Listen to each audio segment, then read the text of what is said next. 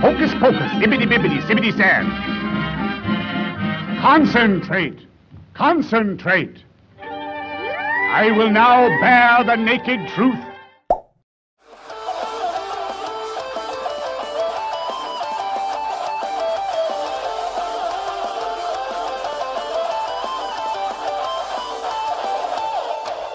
Hello, Internet! Welcome to Game Theory! You've heard of the Talkies? Well, this show pioneered the Talkie to Muchies. And today we're flashing back to a simpler time. A time before video games and YouTube. Before Marvel and Star Wars. A time before, dare I say it, fidget spinners. That's right, loyal theorists. Today we're flashing back to the years between 1920 and 1940, a truly simpler time in which the US just so happened to be thrown into an economic crisis during the Great Depression, and Hitler rose to power overseas, thus sparking the beginnings of World War II. But hey, look on the bright side, at least there was no such thing as FNAF. In such dark times, the world was in desperate need of entertainment. They needed a reason to laugh, and thus, animation exploded onto the scene. I mean, sure, animation had been around since 1900, and if you really want to get technical, could date back as far as the invention of the thaumatrope from 1825, but it was this era, the 1920s to the 1940s, when history entered what's known as the golden age of animation. And it's this world where we find ourselves in for today's theory. The world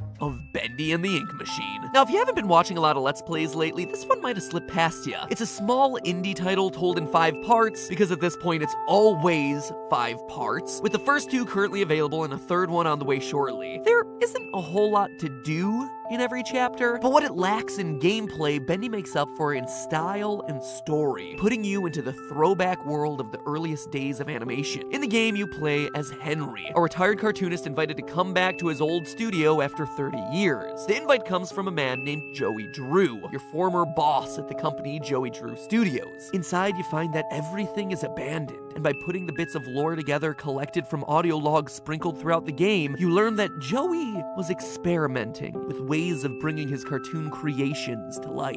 And apparently, his experiments were a success. The company's signature character, a little devil named Bendy, is now alive and very dangerous. You also learn that some employees, like Sammy Lawrence, Joey Drew's music department director, worship these living cartoons as gods, forming what seems to be a good old-fashioned cult. But the believers must honor their savior.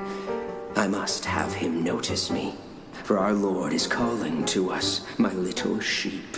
The time of sacrifice is at hand. Besides Bendy, there's also Boris the Wolf walking around, and Bendy's girlfriend Alice Angel, who looks like she'll be playing a bigger part in Chapter 3. And honestly, that's about it for now. Now, many of you have been asking me on Twitter, at MatPatGT, as well as during GT Live, to do a theory about this game, to try and predict what's going on. But after doing the research, I think I can do you one better. Instead of just trying to put together a rough plot summary, I think I can reveal the true identity of the main character of the game, Joey Drew, the mastermind animator obsessed with bringing his creations to life. Because here's the thing, I believe he's inspired by a real person, and that the events happening in the world of Bendy actually mirror events that occurred at one of the top animation studios during this golden age of animation. Joey Drew in-game is playing the role of perhaps the single most important pioneer of animated entertainment, a man whose name has sadly been almost completely forgotten by history, a man by the name of Max Fleischer. Now, seeing Bendy and Boris, you probably immediately think of Walt Disney and the old Mickey Mouse cartoons. I mean, we're all trained to think that Walt Disney was the pioneer of this style of animation, that he's the guy who made cartoons into what they are today, but that's because he purposely planted those thoughts into your head. And that's not an exaggeration. If you read about Walt Disney, you start to learn that he was a master of marketing himself, taking credit for things that weren't his idea to begin with and using the media to sell his story to listeners who didn't know any better. No, if you're looking for the true masterminds responsible for helping to shape the early world of animation, it was Max Fleischer, with his brother Dave Fleischer working from their animation studio in New York.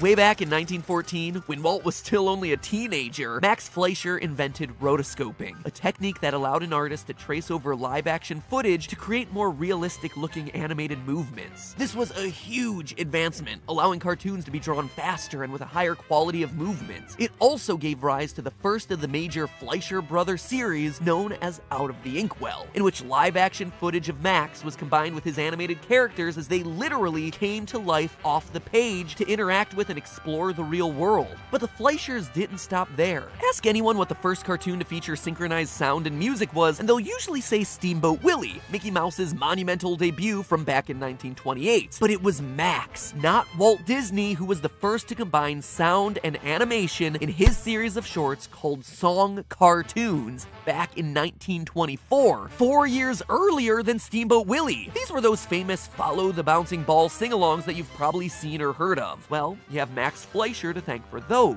But according to rumors, when Steamboat Willie launched, Walt Disney, despite being 4 years late to the party, actively tried to discourage reporters from mentioning these past sound videos in their articles, thus allowing Disney to claim all the credit for being the first to use these techniques. And thus began the animation feud with the Disneys on the West Coast in Hollywoodland, going up against Max and his brother back east in New York, an animation feud that would last in the industry for the next 2 decades. At their prime, the Fleischer Studio would be a premier producer of animated cartoons for theaters, with Walt Disney Productions being their chief competition. And yet, as I'm sure you can guess, it was the Disneys who came out on top. Their marketing smarts and location in California amongst the growing movie industry ultimately buried Fleischer's business and erased his name from the annals of animation history. But what's any of this have to do with an incomplete indie game hit? Well, first, think about what you just heard. Even with animation in its infancy, Max Fleischer's work with Out of the Inkwell was literally bringing animated characters into the real world, just like Joey Drew and his ink machine, a man who literally wrote a book on bringing images to life, as we see in Chapter 1's The Illusion of Living. It's also clear that Joey Drew's animation studio has fallen to ruin by the time your character visits it, a detail that reflects Max Fleischer's eventual bankruptcy, ultimately losing his business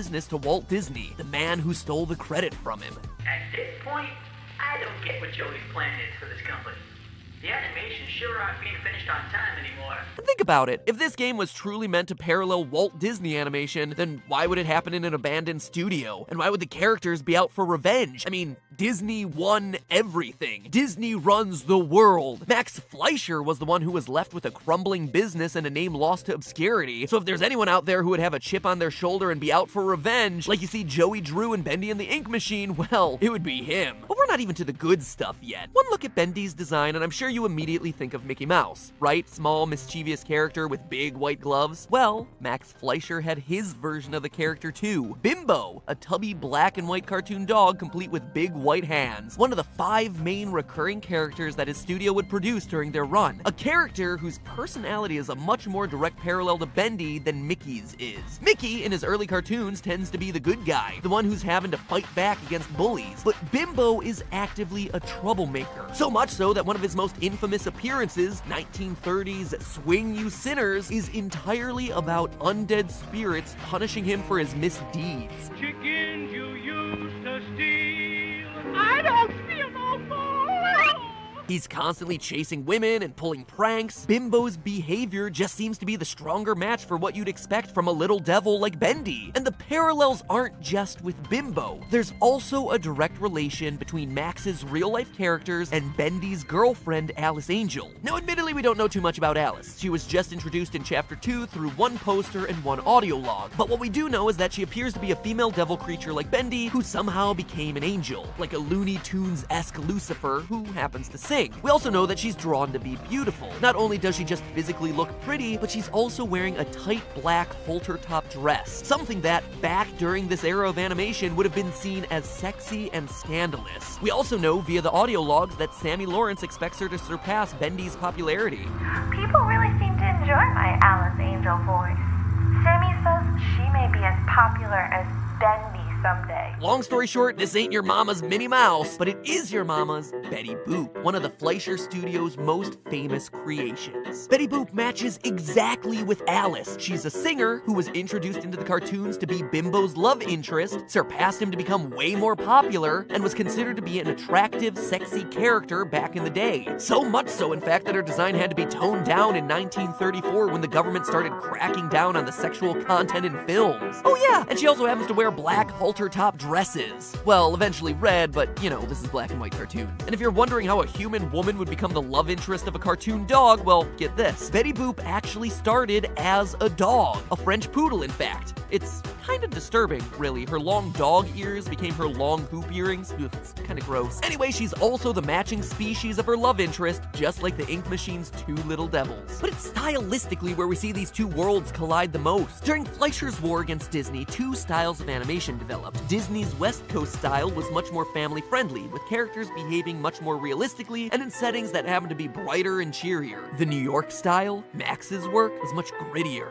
twisted, aimed at more mature audiences with character bodies contorting like rubber bands. It was a looser animation style that felt like improv, where characters aren't so tightly bound to the rules of reality. It was a lot like the YouTube animations that you see from channels like Gonzo SSM, Psychic Pebbles, Oni NG, and of course, Ego Raptor. The settings were grungier, taking place in cities and sewers, inside buildings rather than outdoors, and the topics dealt with were racier, just like Betty Boop, a character made to be a sex symbol that has literally persisted across generations. In short, these were scarier cartoons with darker, sometimes even hellish imagery, and this is the aesthetic that seems to embody the game. Joey's animation studio is a tight, confined space filled with industrial pipes and dripping ink, dark and shadowy. It's literally a hell on Earth. And yet, for all the jump scares, what's creepiest in the game right now is the cult. The big reveal that ends Chapter 2 is that Sammy is trying to sacrifice you to their ink god Bendy. He's clearly in a cult worshipping these living, breathing cartoon characters. But in this case, truth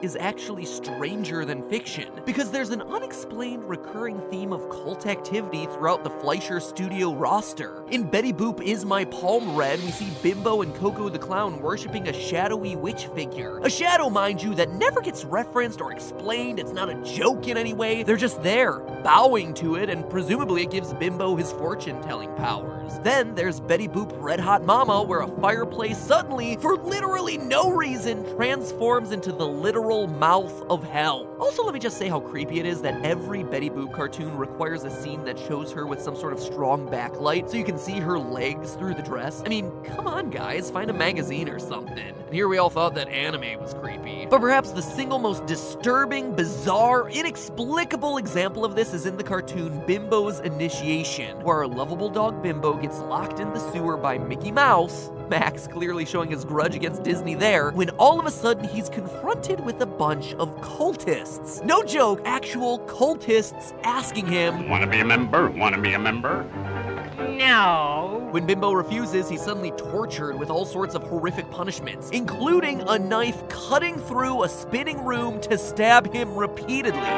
"Wanna be a member? Wanna be a member?" No. Over and over again, he's asked to join until he's finally had enough punishment and says yes, at which point it's revealed that the cult is made up entirely of Betty Boops. What the? What? What? So are you saying Betty Boop created a bunch of clones? That there's a cult that worships herself? Or maybe you're saying that when a stranger asks you to join a cult, you should absolutely say yes because there's gonna be a hot girl in it for you. Regardless, it's weird and it's creepy, and I have no idea how people back in the early 30s found it funny, but I think this scene gives us a really strong indication of what's going on in Bendy and the Ink Machine. So in the words of Good Mythical Morning, let's talk about that. Between the gritty setting, the failing company, the desire to bring cartoons to life, the mischievous white-gloved mascots and matching female partners, a boss with a chip on his shoulder, and the recurring cult imagery, there is little to no doubt that Max Fleischer is, in fact, the real-life Joey Drew. So then what? What's all this mean for the game? What's the point of doing this? Well, if this theory proves true, first, we'll see Alice take center stage as the game goes on. Like Betty Boop, we'll hear about how her popularity skyrocketed, surpassing Bendy. And you can expect Bendy probably won't be too happy about that, creating some infighting between the characters with you stuck in the middle. I'd also hazard to guess that we haven't seen the last of that cult. Just like we saw in Bimbo's Initiation, how intense would it be to learn that these characters are using the Ink Machine to replicate themselves? themselves, building a cult consisting of hundreds of horrifying Bendy and Alice clones. And lastly, just like Sammy is an ink monster, it wouldn't surprise me to see Joey Drew as the real identity behind the first Bendy, fused together with his creation by the cursed ink machine, literally consumed with his desire to bring cartoons to life, just like Max Fleischer desired to bring his cartoons to life, and was eventually consumed by his desire to get revenge on Disney. I guess we'll just have to wait until Chapter 3 is ready to find out. But in the meantime, remember, that's just a theory, a game theory. Thanks for watching. Wanna be a member? Wanna be a member? Then click subscribe down below and join the Theorist cult. And hey, speaking of old school cartoons, you like Bendy, right? Which means you're probably a fan of animation, yes? Well then listen up, because the service Crunchyroll, one I've advertised a bunch on Film Theory, you know, the awesome online service that allows you to watch your favorite anime like Attack on Titan Season 2, Dragon Ball Super, and Naruto Next Generation, subbed or dubbed in 1080p HD. Well, it just got even better because now it includes more stuff, and stuff that isn't just anime. It's called Verve, and it's spelled VRV, which is kind of stupid, but hey, naming stuff is hard, and it's a free app. You heard that right, it's free. You can download it on pretty much anything, your phone, your tablet, PlayStation, Xbox, phonograph, projection tube. And not only can you still watch your favorite anime for free, but now you'll also be able to access shows from Rooster Teeth, like Ruby, and also the Tested channel, which is made by Adam Savage of the Mythbusters, and who doesn't love nerding out over him and watching him test and build stuff? I love the Mythbusters. Like, the Mythbusters are my spirit animal, so watching him do stuff on Verve is like a dream come true. And remember, like I said, the app is free. It's just giving you more great content to watch while you're on the go, while you're in the cafeteria, while you're sitting bored at recess, or hiding from your boss in your cubicle. Go to www.verve.co/Matpat, www.vrv.co/MATPAT. But seriously, let's be honest here for a second, Verve, that is a terrible website. .co? What, were all the comms taken? At the very least, you could have gotten a .io and everyone would have thought it was a Slitherio clone or something, I don't know. So loyal theorists who are watching right now, if you're interested in getting really awesome free content to whatever device you want, just click the link in the description of this video, or just search for VRV, Verve. Honestly, I think it's really cool. It's helping me catch up with a lot of the shows I should have watched by now, like Ruby, which a lot of you have been asking me to do a theory on over on Film Theory. So get it and watch amazing shows literally anywhere you are while you're on the go. Again, the link is below, or you just search for VRV. Cool?